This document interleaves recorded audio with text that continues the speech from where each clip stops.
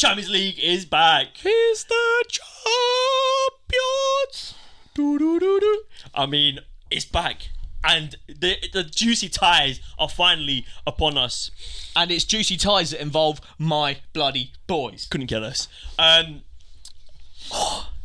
Arsenal in the quarterfinals of the Champions League against big bumper club Bayern Munich. That's nuts. And with a good chance of beating Bayern Munich.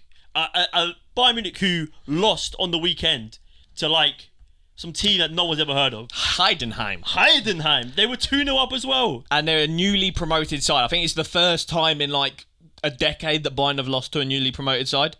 It's nuts. Absolutely nuts. Harry Kane was getting rattled.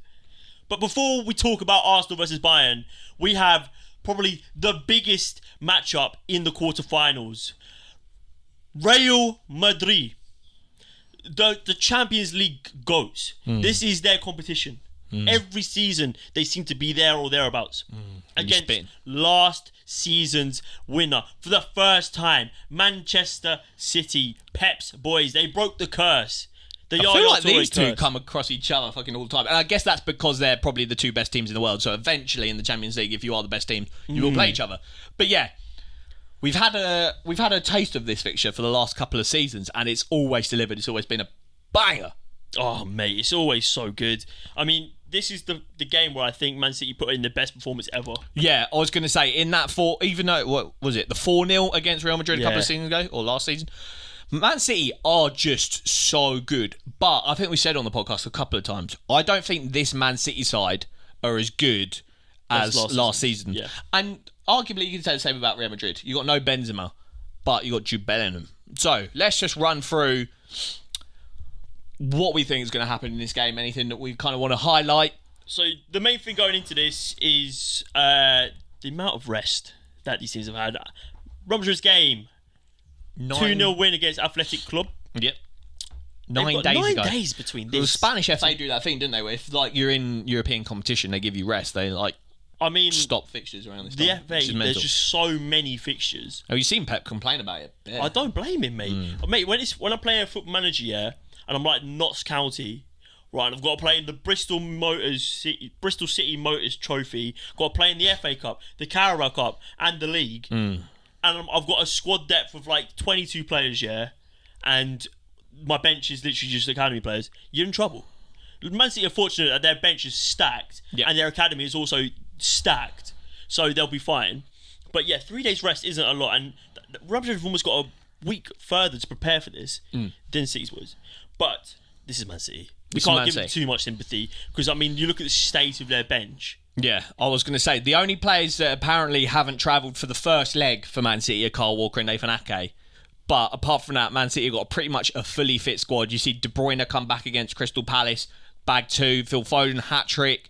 They've got players, they've got Grealish, like you said, in or another one of our videos, come back looking good, back on form at the right time. So yeah, Man City, I think, will come back into this game.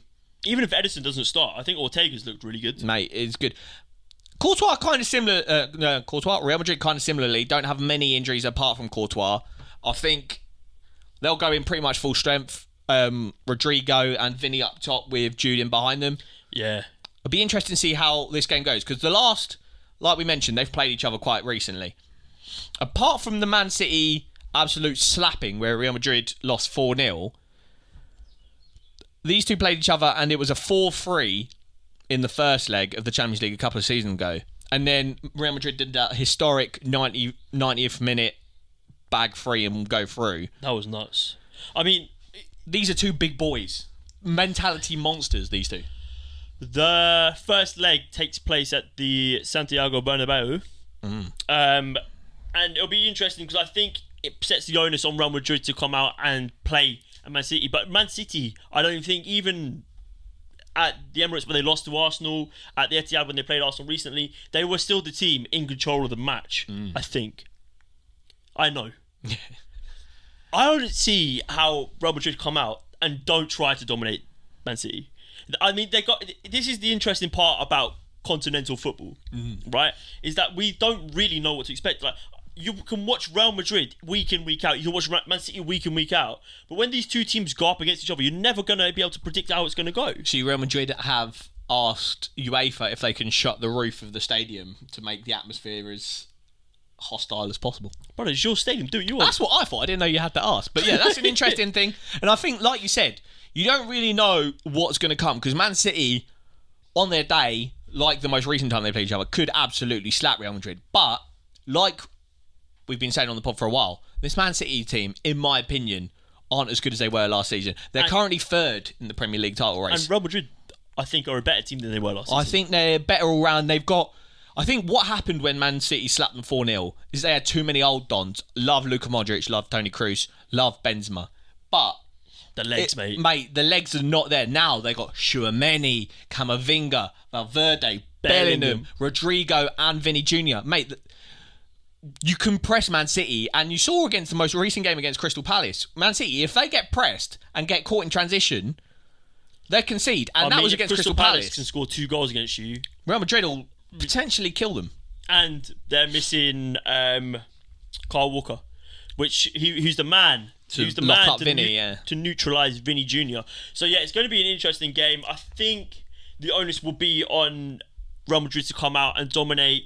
However, I can't see it going that way. I think Man City just have too much class, especially with Phil Foden and Kevin De Bruyne looking hungry as they are. I wonder what will happen, because we've seen a couple of times now, especially in that Arsenal game. If you play Phil and De Bruyne together, one of them's having a bad game. They kind of nullify each other and play in similar spots. Well, which is why you've seen in the last 2 games following that, he plays one or the other, and then they both drop man of the match performances. So it'll be interesting to see what Pep does. Does he play Phil and Kevin, or does he play one of them? Yeah, it'd be interesting. And maybe we know how in his big games he likes to bring in Kovacic to sort of give him that little bit of presence. I'd hate to see that. What about Nunes, man? Yeah, I haven't seen enough of him recently. What I'd be a killer. I'd go Bernardo Silva in the midfield with Rodri and just get him in. Because all right, so let's run through predicted lineups. Real Madrid, yeah. Where are we? Real Madrid. Lunin, Carvajal, Tchouaméni, Rudiger, Mendy, Valverde, Kroos, Camavinga, and then, like we said, Bellingham sitting just behind Vinny Jr. on the left, Rodrigo on the right. Pretty much set. I can't really see any sort of change in that. The only interesting thing is that they're playing Tchouaméni at centre-back at the moment because they haven't got Alaba. Apparently, he stepped in and played really well at centre-back. I don't mind that, but that could be an area that someone like Haaland could look to expose, someone that isn't used to playing centre-back. Yeah, well, Haaland's been slated for his movement recently, so... But Haaland could kill a makeshift centre-back, in my opinion. Man City, so we're looking to see maybe Ederson step back in after... Because I think he was fit for the Palace game, but Ortega held the gloves. And then Rico Lewis, who I thought has looked decent in his appearances. A lot more better on the ball than Kyle Walker, which is what you're going to want, especially at the Bernabeu. If you're getting pressed heavy, you want someone that's calm on the ball. So, backline will be Lewis, Stones, Diaz and Akanji. The only thing is, I wonder if he brings Akanji out to the right, Lewis is benched, and then you have Guardiola on the left. Especially Guardiola has been in fine form. He's been in fine form, but Akanji, for me, is just going to be a much better option up against Vinny Jr. Yeah. Like Rico Lewis up against Vinny Jr. Could be a massacre. It could be a very long day at the office. Yeah, that's true. I think the smart thing to do here would be bring Akanji over. Because otherwise, what you're saying is, we're going to have Rico Lewis. He's the one that's going to be pushing his midfield. John Stones isn't going to do that. John Stones is going to make up a back 3 with Akanji and Diaz. And he's going to be looking to neutralise. I don't think that's going to happen. I think we're going to see Akanji start on the right. Yeah, that'd be interesting to see. Midfield would be interesting. Rodri, that central 6. We know what he does. And like you said, it'll be interesting to see who he partners Rodri with. Bernardo Silva in the middle? I'd like to see Bernardo Silva, but like you said, it could be a bit more patient, play Kovacic. Yep. Absolute left field and play Nunez. I don't know. Mate, I love Nunez, I prefer him to Kovacic. Yeah, 100%. But yeah, maybe Oscar Bob make an appearance. Oh. You know, he brings a little bit more width than someone like Bernardo Silva. Yeah, I'd play Oscar Bob right wing and then Bernardo Silva in the deeper with midfield. De Bruyne. Role.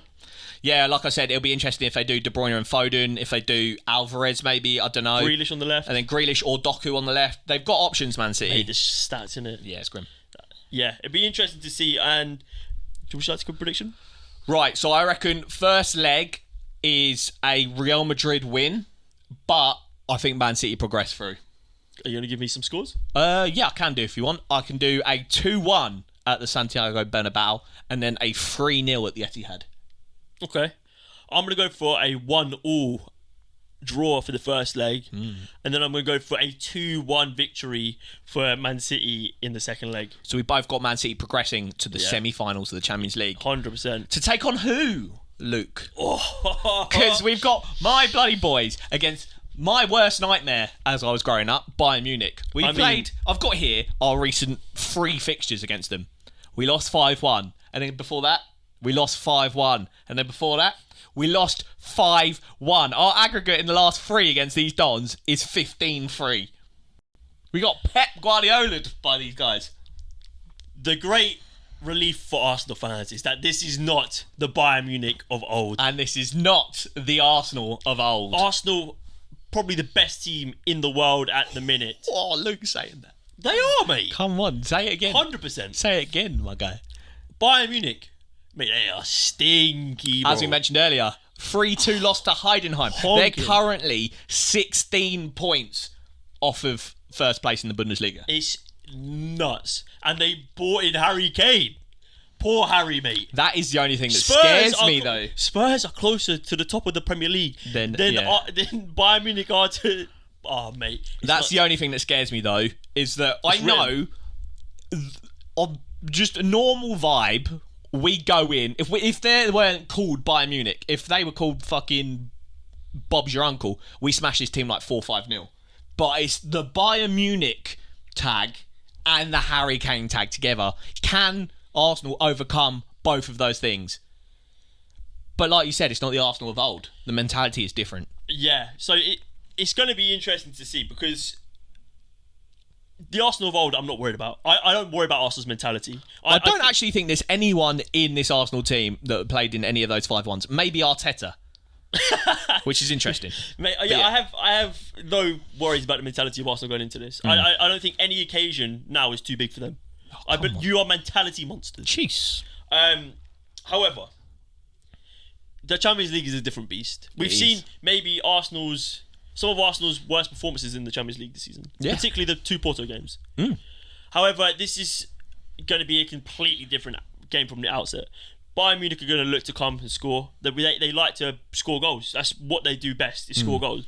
Defensively, they're there to be got at. 100%. Yeah, let's talk about their attack first. They've got, obviously, we're talking about Harry Kane, who I think he's on like 32 goals this season, which is nuts. Yeah, he needs like 10 goals or something. Is it 38 the record, or is it 40 something? He needs like 1.5 goals a game to break Lewandowski's record, and obviously can do that potentially he's always been in the conversation with the best striker in the world, but last season it was definitely Haaland. This season there is an argument that Harry Kane is the best striker on the planet. I think even with Haaland's injuries this season, Harry Kane is being head and shoulders the best striker. So they've got him. I think Gyökeres had a better season than Haaland. Jeez. Yeah, no, I like him, but obviously Harry Kane. They've got Jamal Musiala, one of the most exciting young talents in world football. They've got Kingsley Coman. They've got Serge Gnabry. They've got Leroy Sané, Matthias Tell. Yeah, Leroy Sané's had a bit of a stinker recently. They've got, I think, without a goal in attacking talent in abundance. But what I will say to that is we've seen Arsenal lock up better attacks. We've seen Arsenal lock up Liverpool's attack. We've seen Arsenal lock up Man City's attacks. We've seen Arsenal lock up Chelsea's attack. Oh no, come on. But I mean, I 100% get what you're saying, and that Arsenal defensive record is what's going to win in this game. Scary. Saliba and Gabriel are going to be well up for this. Yeah. Well up for this. Gabriel bloody loves playing against Harry Kane. Yeah, mate. I have no worries about that at all. Defensively for Bayern Munich, I worry. Yep. How are you signing Eric Dyer? They signed bloody Kim Min-jae, who is one of the most highly rated centre-backs on the planet. Signed him, and I was like, him and Upamecano, that is a bloody... And then they got De Ligt on the bench. Yeah. How have you got to the stage where none of that has worked, and you've ended up signing Eric Dyer? That's crazy, mate. That is mental. I mean, only other players in their team who really... Alphonso Davies. Yep. Joshua Kimmich. Yep. Leon Goretzka, I like him. Manuel Neuer. Yep. That's a big question, isn't it? He was there for the 5-1s. But yeah, I think, it's that, isn't it? It's can Arsenal get past the Bayern Munich curse, get past the Harry Kane situation, and then it's once you get past that, it's attack versus attack. It's pretty even. Both teams have got very clinical attacks. And then it's defence versus defence. And in my opinion, we shit all over them. Yeah, I think going forward, I think they're better. But I think your defence is so much better than their defence that you win this. And then also, obviously, they got Thomas Tuchel, who is stinking it up in the league. But he is a bit of a manager. He's won the Champions League With Chelsea. Arguably a worse Chelsea team than this current Bayern Munich team. That's an interesting one. Let us know. Time, it seems though. Like this Bayern Munich team on paper are really good. Right, let's look at how this Bayern team will line up. Neuer in goal, Joshua Kimmich at right back, tucking into that midfield, De Ligt and Eric Dyer. Yeah, Guerrero. And then they got Guerrero, Konrad Laimer, Goretzka in the midfield. In front of them, Jamal Musiala. Either side of Musiala, you got Sane and Coman, and then up top, Harry Kane. Yeah, I like that. I like that a lot. It's good. It is like I'm saying, on paper, it's a really good lineup, and on paper, like, am I going to be stuck with an Eric Dyer masterclass on my hands? Head over to our TikTok where we've done a combined 11 for this game. Jeez, Off the dome. Come right. on. Yeah. And then Arsenal. Let's see how Arsenal line up. David Raya, and then Ben White, who actually just won Arsenal's Player of the Month, and then Saliba and Gabriel. They've got Tomiyasu here as a potential left back. We've got options. This is the first time all season that we've had our entire squad fit. Timber's fit, Tomiyasu's fit, Zinchenko's fit, Kyrgios's fit. So don't know who's going to play at left back, but that'll be interesting. Won't be Kvyat or Zinchenko. Actually, know, maybe he might want Zinchenko in there. Might want Kyrgios though. Yeah. Might want Tomiyasu. Who knows? And then the midfield is also up for debate. Here they've got Rice, Odegaard, Havertz. Do they play Jorginho in the home game? I don't know. And then up top, you got Saka, Jesus, Martinelli. Arsenal haven't been lining up like that recently. They've been Martinelli on the bench, Jesus out left, Havertz down the middle. Havertz 8 and 8 or 9 and 9. So it'd be interesting not to play him at centre forward against his German counterpart. And surely he cooks Eric Dyer, mate. So did Gabriel Jesus, to be fair. Doesn't? Yeah, I do. Oh, mate. But yeah, it'll be interesting to see. Put your money where your mouth is. First leg, how's it ending? So at the Emirates, I think we do them and we do them good. 3-0. I'm going to say 4-2. Nice 6 game. goals. 4-2 to Arsenal. Actually, no. 4-2 to Arsenal? No, I'm lying. Oh, no. It's going to be a 1-0 Arsenal. That, I'd be happy with that. But that'd put me into the Allianz on my defensively, bum crack. It's going to be outrageous performance of Arsenal.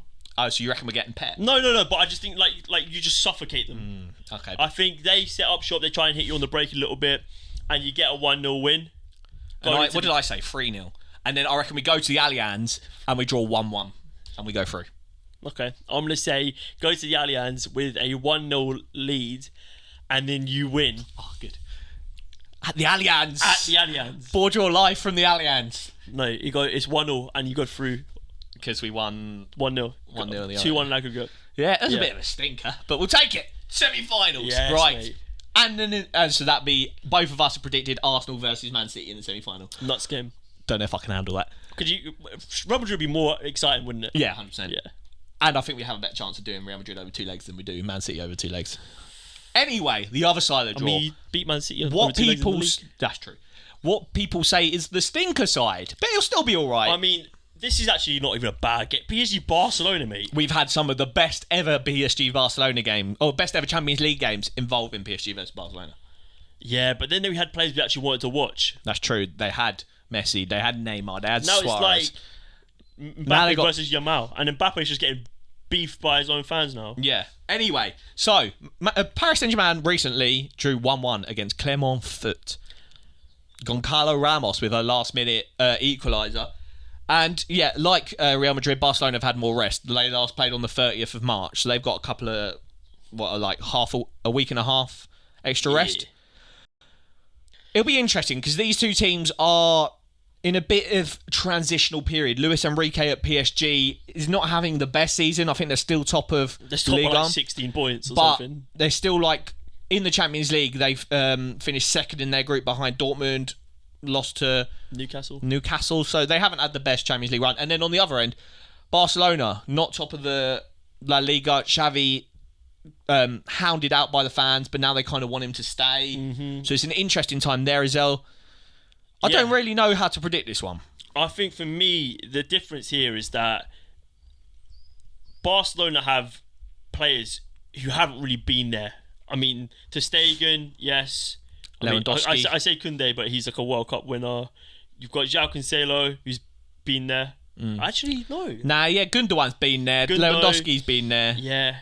You can say the same about PSG. They've got no one, really. But I've seen Mbappe in a World Cup final score a hat-trick. Yeah, I think is that Barcelona's defence are just not good enough to handle Mbappe. Oh, yeah. Yeah. And I think that is pretty much the long and short. Who'd be going up against Koundé? Potentially. Yeah. His French counterpart. I reckon Mbappe cooks them. And if PSG can hold up defensively, which they haven't been recently, but if they can, I reckon they do. This game for me just stinks of goals. It's two very, very average defences and quite decent attacks. Yeah, regardless. I really like Lamine Yamal. Yeah, Yamal and who's the other young lad that's come through at Barca that he's been playing recently? I can't remember his name now. But yeah, they're looking to La Masia to sort of, regenerate. Because obviously they don't have the funding anymore, mate. But yeah, for me, it's going to be goals galore. I reckon at least 7 goals over 2 legs. Jeez. So I'm going to go for a 6-3 PSG win over 2 legs. Oh, why are we doing over 2 legs now? Right, okay. Yeah, first leg at the Paris Saint-Germain Stadium. Parc de France. Parc de France. 2-1 PSG. 3-1 PSG, I think. And then I'm going to go for a 4-1 PSG. At the Nou Camp. At the Nou Camp. I think 2-2 at the Nou Camp. PSG go through. PSG go through for you. And who do they play in their end of the title? Atletico Dortmund. I think this is a good game. Mate, because the problem is, Dortmund play the better football. But Atletico always somehow sneak through. I think Atletico are going to stink their way to the final. Oh, yeah, so do I. I genuinely believe it. I reckon. I don't even want to talk about this game. All right. Atletico Madrid, like we've said, have a bit more rest than Dortmund, who recently lost against Stuttgart. It'll be interesting. Like we said, they put up a good showing so far in the Champions League, and I think they'll have a little bit too much defensively for Dortmund, who I think struggled a little bit to get past PSV, who aren't that good. So I think Dortmund stink them out with a 2-0 and then go to Dortmund and probably drop a 1-1. Atletico beat Dortmund 2-0. Yeah. Yeah, I'm going to go for a 2-1 Atletico win in the first leg. And then a 1-0 Dortmund in the second leg. Atletico go through penalties. Yeah, I was going to say, what does that even mean? Atletico go through penalties. I think Atletico have just got too much quality. You're looking at Griezmann, who's having a really good season. Morata, who's having a good season. Yeah. Griezmann's the guy, man. Yeah, Griezmann is the guy. There was a shout for him being the best footballer in the world. I think he's so good. So good. Like, in the round of 16, he was just so good. Mate, you just know that at Atletico Madrid, home ground, they're just going to be on Dortmund. 100%. And I feel like Dortmund might just shy away a little bit. 100%. They beat Inter Milan. Signal doing a part and have to face that yellow wall, mate. They beat Inter Milan, who I think are a scarier proposition than Dortmund. Yeah, 100%. So I think Atletico will do them and go into a semi-final. So as our predictions leave us, and we both agreed. Yeah, Man City versus Arsenal semi-final. What do we have? PSG versus Atletico in the second semi-final. I mean, they're two juicy matchups, Mate. but we never know. The Champions League could throw all sorts of curveballs our way. We could see Harry Kane go and batter Arsenal. We could see Jude Bellingham run through that Man City midfield. I don't know. I was going to say leaving. No, it doesn't make sense. But yeah, Jude Bellingham to batter Man City. It could happen. It could go either way. Join us for our next Champions League video once this is all over and we do our semi-final predictions. It's just going so Let us know in the comments down below who you think will progress to the semi-finals. Well, I'm going to have a really happy or really sad, Roz. Yeah, it could be emotional. But I think out of all the teams on our side of the draw, Bayern Munich are the team I wanted. Yeah, 100%. So, to be the best, you got to beat the best up the arse every single time. It's been BoreDraw and it's live. Cheese.